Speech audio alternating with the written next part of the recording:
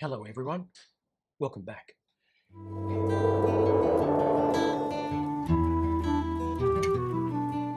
Have you ever wondered how Australian citizens can have a treaty with ourselves?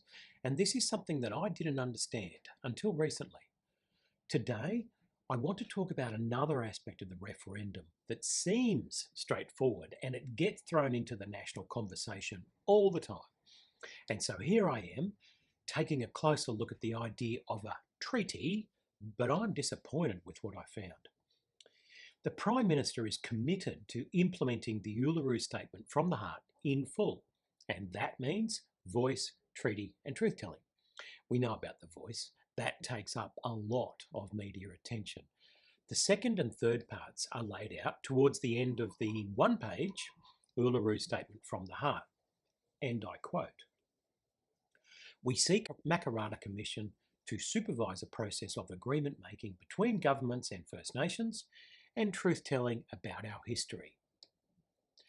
I get that there is no specific mention of treaty in the referendum question or the proposed alteration to the Constitution.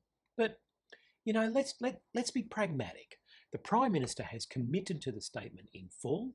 It's in the National Labor Party platform. So treaty and truth-telling are very squarely on the cards if the referendum is successful, even though there isn't really any solid guidance on what a treaty might look like. I used to think that the voice and treaty and truth-telling were three, separate initiatives, and I struggled with the second one, treaty, because to me, it doesn't make sense that the Australian government would negotiate an internal treaty with its own citizens. And this is especially difficult given the extraordinary diversity of views and experiences of Indigenous people all over the country. It would be like herding cats. You see, the whole point of treaties is that they are usually between two sovereign powers. I suspect there is an entire legal spectrum of views as to whether a government can negotiate an agreement with its own citizens. But maybe that's not the plan. The three elements of reform are voice, treaty and truth-telling. And Uluru Statement from the Heart co-author Pat Anderson has said the sequence is important. Noel Pearson is also very clear that the sequence is important. Here's what Mr. Pearson said at the Gama Festival in 2018. We need a constitutional voice for the First Nations, a position from which we can never be shifted. And he went on in that speech to say this. For those of us who've come late to this strategy, you need to wake up. Treaty door is the second door. The first door is constitutional enshrinement. What I understand this to be saying is that the real value of the voice to Parliament is that it will create a constitutionally enshrined platform of authority and separateness for Indigenous Australians. The constitutionally enshrined voice will be a permanent legal feature, and it will be an Indigenous representative body.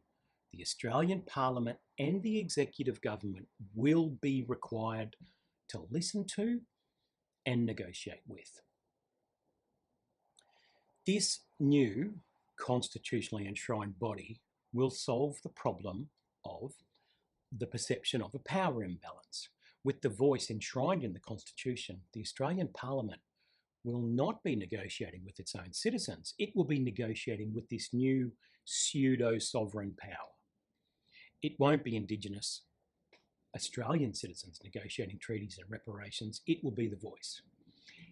If you connect the voice and claims of sovereignty, then treaties take on a whole different meaning. Now, by all means, if you think I'm being alarmist here, then please let me know. But in any case, get into some research, get talking, so that when you vote, you know why you are voting one way or the other. That's all from me today.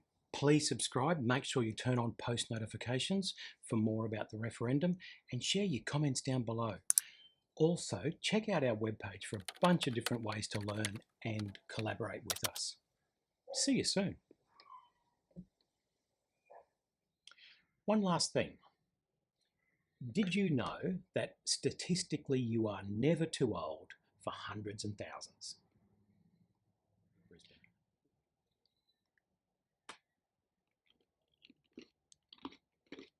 Yeah. Authorised by Wesley Ed of the Centre for Indigenous Training, Albert Street, Brisbane.